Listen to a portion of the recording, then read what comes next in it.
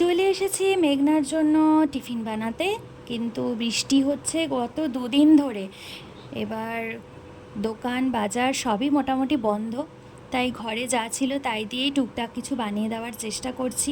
কারণ আমি বেসিক্যালি বাইরের খাবার খুব একটা পছন্দ করি না, বিশেষ করে মেয়ের জন্য। কাজেই ঘরে যেরমভাবে হোক আমি ঘরেই বানিয়ে দেওয়ার চেষ্টা করি। তো ঘরে ডিম ছিল, ব্রেড ছিল, তো স্যান্ডউইচের আগে আর কিছু আমার মাথায় আসেনি।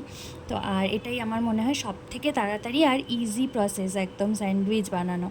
তো ওই জন্য একটা ডিম সেদ্ধ করে নিয়েছিলাম। এবার ওই একটা আমার চপার আছে, তো ওতে আমি ডিম, একটা পেঁয়াজ, তারপরে একটা চিজের একটা কিউব নিয়েছিলাম, তো সব একসঙ্গে আমি চপ করে নিয়েছি। কারণ আজ একেবারেই দায়সারা কাজ, খুবই আলস্য লাগছিল। ঠিক আছে, এ দিয়েই হয়ে যাবে। আর এর মধ্যে একটু মেয়োনিজ দিয়ে দিয়েছিলাম আর একটু টমেটো ক্যাচাপ দিয়েছিলাম, দিয়ে ভালো করে মিশিয়ে নিয়েছিলাম। কারণ সব কিছুতে তো আবার বেশি আলস্য করলে ভালো লাগবে না, জিনিসটা খেতেই একদম গন্ডগোল হয়ে যাবে।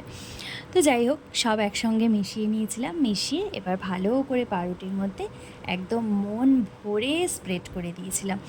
কোনো কিপটামও করিনি কিন্তু পাউরুটিতে দিতে কারণ স্যান্ডউইচে এই ফিলিংটা দিতে আমি কিন্তু একটুও কঞ্জুসি করি না। আমি এতে কিন্তু একদম ভরে ভরে সব দিই। ভেজ যদি স্যান্ডউইচ করি তো ভেজ ভালো করে একদম ভরে ভরে আমি সবজি দিই। আর এগ স্যান্ডউইচ যখন একদম ভালো করে ভরে ভরে দিয়েছিলাম। তো চলো, আমার স্প্রেড মোটামুটি করা হয়ে গেছে। আগে আমি তাওয়াটাকে একটুখানি প্রিহিট করতেও বসিয়ে দিয়েছিলাম। এটা আমি যদিও স্যান্ডউইচ মেকারে বানাচ্ছি না, কারণ ওই বললাম বৃষ্টির দিন, প্রচণ্ড আলস্য, প্রচণ্ড ঘুম পাচ্ছিল। আর এখন বাজে ঘড়িতে সন্ধে 6:30। তো ঠিক আছে, মেয়েও বলছে আমার খিদে পেয়ে গেছে। ওহো, একটা জিনিস তো আমি বলতেই ভুলে গেছিলাম। তোমরাও হয়তো বলবে ব্যাপারটা যে স্যান্ডউইচে বাটার কোথায়। সত্যি কথা, স্যান্ডউইচে বাটার কোথায়? বাটারটা না আমি দিতেই ভুলে গেছিলাম। পরে আমার মনে পড়েছে যে আরে আমি তো বাটারই লাগাইনি। কিন্তু আর কিছু করার ছিল না, যখন আমি একটা লেয়ার কমপ্লিট করে ফেলেছিলাম তারপর আমার মনে পড়েছে যে আমি তো বাটারই দিইনি। তো কিছু করার নেই, আমাকে বাধ্য হয়ে তাওয়ার মধ্যেই আমাকে বাটারটা দিয়ে ভালো করে মেল্ট করে নিতে হয়েছিল।